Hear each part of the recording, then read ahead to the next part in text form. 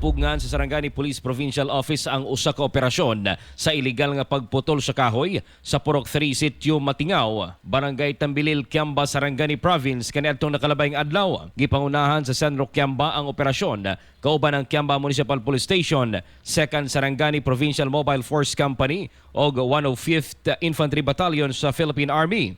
Nakumpiska sa operasyon sa Joint Operating Team ang dagang ilegal nga giputol nga hardwood species nga nailan sa lokal nga ngalan nga Bagtikan o Glawaan nga adunay katibuk ang volume nga 1,832.66 board feet o kon 4.32 cubic meters og nagkantidad o gibana-bana ang 64,143.10 pesos. Ang tanang nakumpisang kahoy, lakip na ang sakyanan nga gigamit ang gidala sa San Roque, Kiamba alang sa kustudiya og husto nga disposisyon.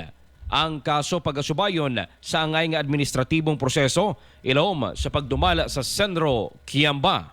Aron dili maputol ang kusog, magmintinar og Sunthone Plus Gold alang sa nagkayusang Pilipino para sa Pilipinas. Kini si katropang Ivan Polonan, ex-FM News.